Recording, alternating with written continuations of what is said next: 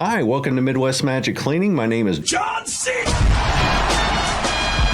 This place has an issue that I think a lot of people go through, which is, do I have too much clutter or do I have a space problem? Now, oftentimes those things are interlaced, they're interconnected, they're intergalactic. That's not a description that fits this scenario, but it was kind of fun to say, intergalactic. Now I'm going to have that song stuck in my head.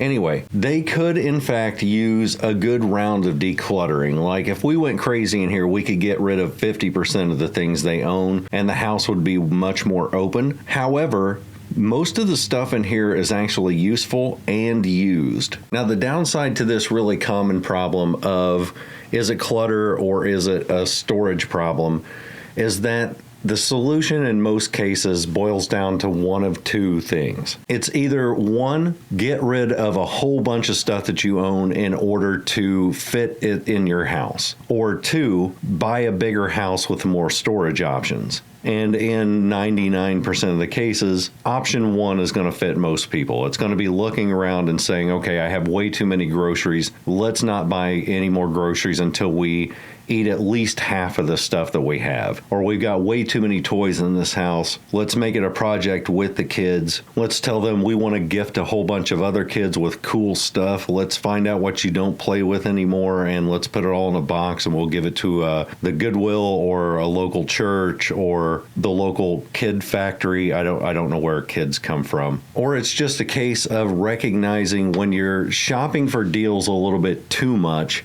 and saying, well, I could get this gigantic box of paper towels and save myself $2 overall. Or I can get one that's half the size because we really don't have like the storage space to store a gigantic Sam's Club package of paper towels. But if you're in a position where you can't choose either one of those options of either get rid of half your stuff or buy a bigger house, then the method that I use is what you're seeing here, where I'm going to pull everything off of every surface, clean the stuff that goes back on the surfaces as it passes through my hands so that you know everything's clean when it goes back, and just stack them better. And that's what we're doing with each section of this kitchen. You'll notice that I'm doing these in quadrants. First, I'm going to do the shelving units with all the cookware. Then I do the open face shelves with the glasses and plates. Then I'm going to move over to the sink. Jason's going to do the dishes. Then I move over to the right of the sink and get that part done. But we're more concentrated on the organization and creating space where there was no space before in this cleanup.